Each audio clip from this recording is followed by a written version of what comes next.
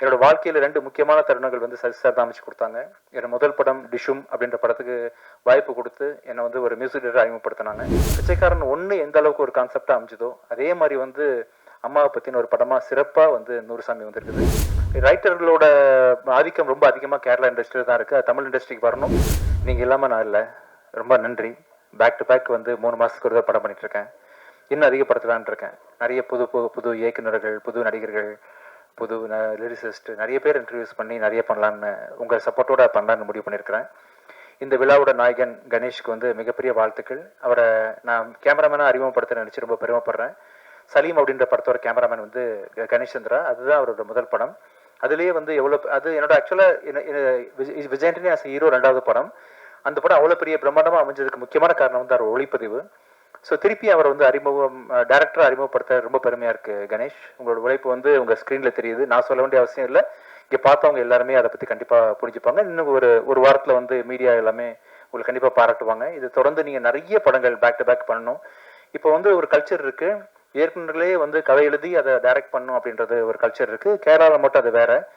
Writers வேறு and அதை வாங்கி வந்து டேரக்டர்ஸ் படம் பண்ணுவாங்க. ரைட்டர்களோட ஆதிக்கம் ரொம்ப அதிகமாக கேரளா இண்டஸ்ட்ரியில் தான் இருக்குது. தமிழ் இண்டஸ்ட்ரிக்கு வரணும்.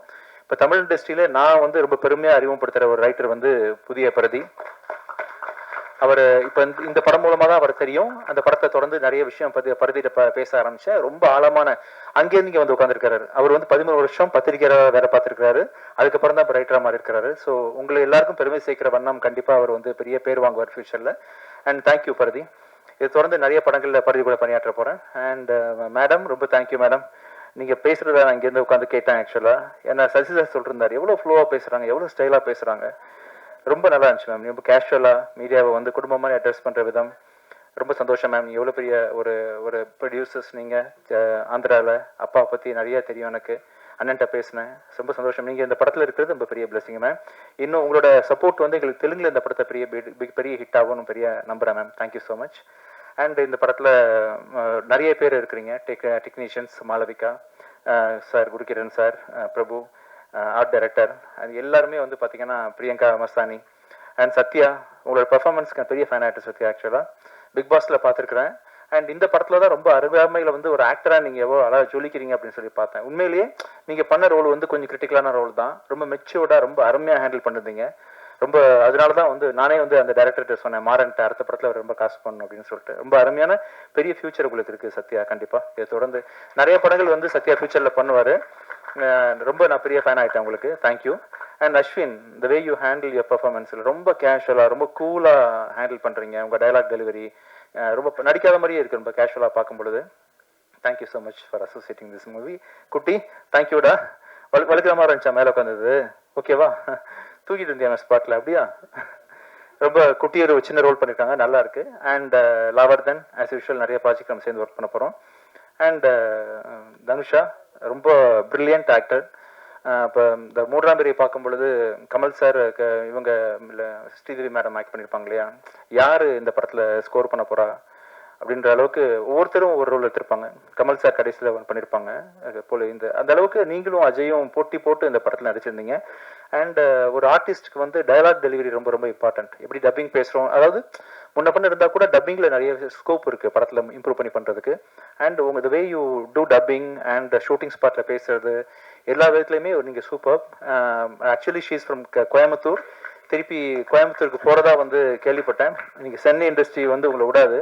இந்த படத்தை தொடர்ந்து கண்டிப்பாக இங்கேயே இருக்க வச்சிரும். நிறைய படங்கள் நீங்கள் கண்டிப்பாக பண்ணுவீங்க. Wonderful actress and all the best Dhanusha.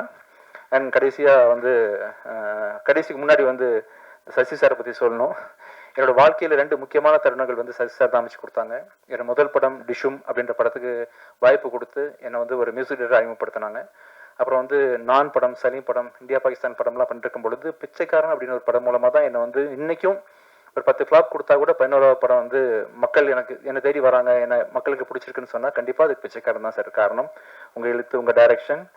And இன்னொரு முக்கியமான ஒரு படமாக வந்து நீங்கள் அஜயை வச்சு அடுத்தது நானும் சேர்ந்து பண்ணக்கூடிய படம் நூறுசாமி கண்டிப்பாக அமையும். ஒரு நூறுசாமின்ற ஒரு படம் வந்து மே 1ஆம் தேதி ரிலீஸ் பண்ண போகிறோம்.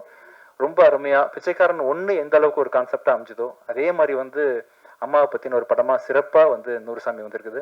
Thank you so much sir for choosing us as everything. And ஃபைனலாக இந்த படத்தோட கதாநாயகன் அஜய். அஜய் வந்து ஒரு கடந்த ஒரு ஒரு சின்ன வயசுலேருந்து தெரியும். பட் ஒரு ரீசெண்டாக ஒரு 6 வருஷமாக ரொம்ப கூர்ந்து கவனிக்க ஆரம்பித்தேன். வெரி பாசிட்டிவ் எனர்ஜி, ரொம்ப ஹார்ட் ஒர்க்கிங் பர்சன், ரொம்ப சின்சியர். அந்த ஒரு பெரிய ஒரு ஆக்டராக கண்டிப்பாக ஒரு ஹியூமன் பீயிங்காக வருவேன்னு ரொம்ப நம்பிக்கை இருக்குது. ஆக்டர் ரெண்டாவது, ஒரு மனுஷனாக நம்ம லைஃப்பில் ஜெயிக்கணும், அது வந்து ரொம்ப முக்கியம்னு நினைப்பேன் எல்லா இடத்துலையுமே. அந்த விஷயத்தில் இந்த உன்னை பிஹேவ் பண்ணுறது, செட்டில் உன்னை பற்றி எல்லாரும் சொல்கிறது, இப்போ நீ இந்த பேசுனது எல்லாத்தையும் பார்க்கும்பொழுது கண்டிப்பாக ஒரு நல்ல மனிதனாக ஃபியூச்சரில் வருவான்னு பெரிய நம்பிக்கை இருக்குது. அண்ட் நல்ல மனிதனாக இருக்கும்போது ஆட்டோமேட்டிக்காக இவங்க தான் வந்து உன்னை பெரிய ஹீரோ ஆக்கிடுவாங்க. ஆக்சுவலாக அதுதான் ஃபஸ்ட்டு. ஸோ டேரக்டர்ஸ் எழுதுற ஸ்கிரிப்ட் வந்து உன்னை நல்ல ஹீரோ ஆக்கிரும். நல்ல மனிதனாக இருக்கிறது வந்து இவங்களை வந்து மக்கள் மத்தியில் கொண்டு போய் சேர்த்துரும். All the best. இந்த படம் ரொம்ப நல்லா வந்திருக்குது. வர February 13 ரிலீஸ் ஆகுது. இந்த படத்தில் மியூசிக் டைரக்ட் பண்ணுறதுக்கும் எடிட் பண்ணுறதுக்கும் வாய்ப்பு கொடுத்த டைரக்டர் கணேஷ்க்கு மிக்க நன்றி.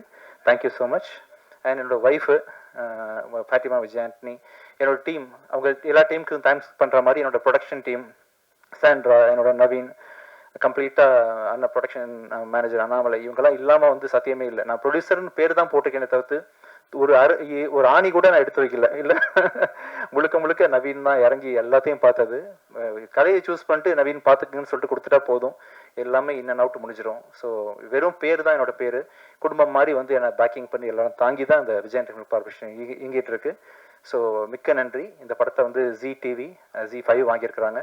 இந்த படம் வந்து வர 13th அன்னைக்கு தமிழில் ரிலீஸ் ஆகுது. அங்கேருந்து ஒரு வாரம் கழிச்சு தெலுங்குல பூக்கின்ற பேரில் ரிலீஸ் ஆகுது. ஸோ இந்த படத்தை நீங்கள் எல்லாரும் கண்டிப்பாக பார்க்கணும். விரைவாக வந்து ப்ரெஷ் ஷோ ஒன்று போடுவோம். இது இன்னொரு என்ன ஈவெண்ட்டு, ப்ரீ ரிலீஸ் ஈவெண்ட் ஒன்று ஒரு 5-6 நாளில் இருக்கும். அவசியம் இன்னொரு தடவை மீட் பண்ணி சந்திக்கலாம். Thank you so much. தேங்க்யூ.